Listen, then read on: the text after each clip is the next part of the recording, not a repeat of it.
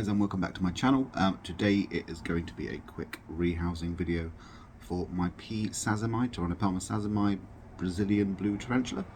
I got it as a sling at the Taunton Show, and it has now molted and it's outgrown the little sling pot that it's in.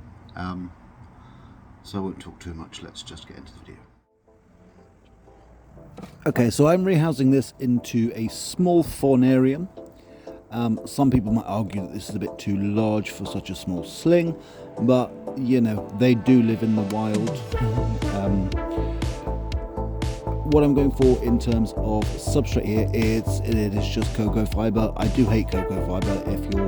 If you're using cocoa fiber, I wouldn't recommend putting it into anything that you want to keep things in long term, because from my experience it just molds all the time. This cork bark, well, it's actually a bit of bark, is too big. Bear with me a second. There we are. There's the second piece. Much better, much better. Nice little hide, a bit of fake plant that looks like marijuana that isn't marijuana, and that's what's going in there right now. Looks fine.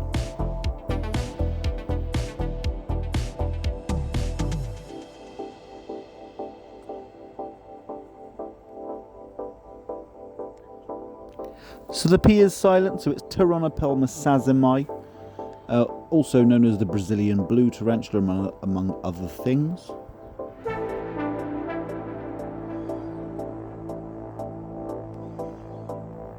As you can see from this little sling pot, it has grown quite big after its molt. Its legs pretty much touch the side when it spreads out, so it does need a bigger home.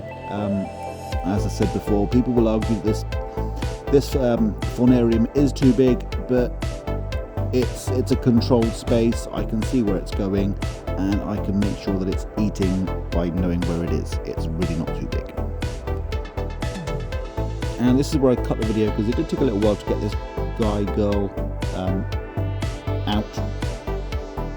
But here we are.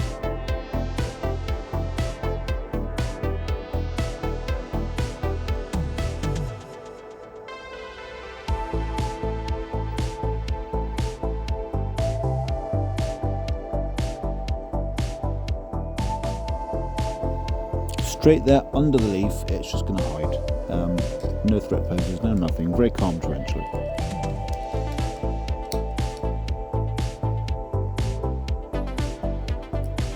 That's just additional bits of substrate that I'm shaking out there. Don't worry, I'm not just like whacking the tarantula.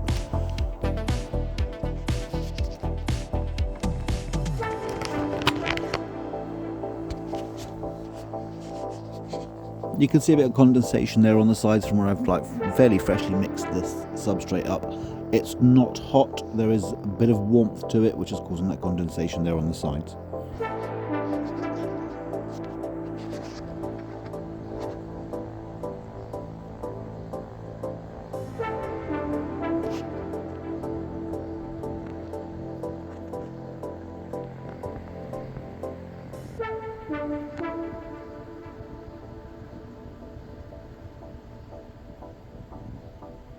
At this point, I'm really trying to get the hang of this new phone, new camera.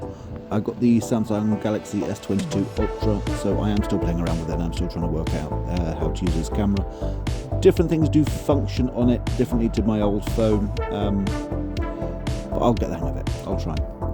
You can see here, this is looking very much, apart from this bit here, you will see, there we go, this looks very much like every other New World sling. They kind of all have that same look. There's just a dark patch on the back, and they're all a bit brownish, greyish, blackish. That's what they are.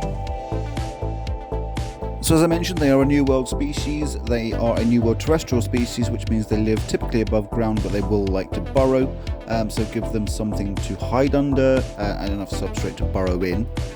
They are a Brazilian species. They're from the east of Brazil. They do like a higher level of humidity, so you want to try and keep that substrate not wet, not moist, but you want to keep it slightly damp just to raise that humidity level. As adults, you could always give them some moss to help with that. So there you go, that was a nice quick rehouse. Fairly uneventful, but hopefully that sling will be very happy in its new home. I'll keep you updated. I just hope it doesn't escape. It was one of these things that my C. elegans managed to escape from. I don't know how. Let's not go back down that road. So, thank you all for watching. I hope you enjoyed that short video. If you did, give it a thumbs up. If you didn't, give it a thumbs down. If you've got anything to say about the video, please do leave a comment down below. And I will see you again soon. Bye-bye.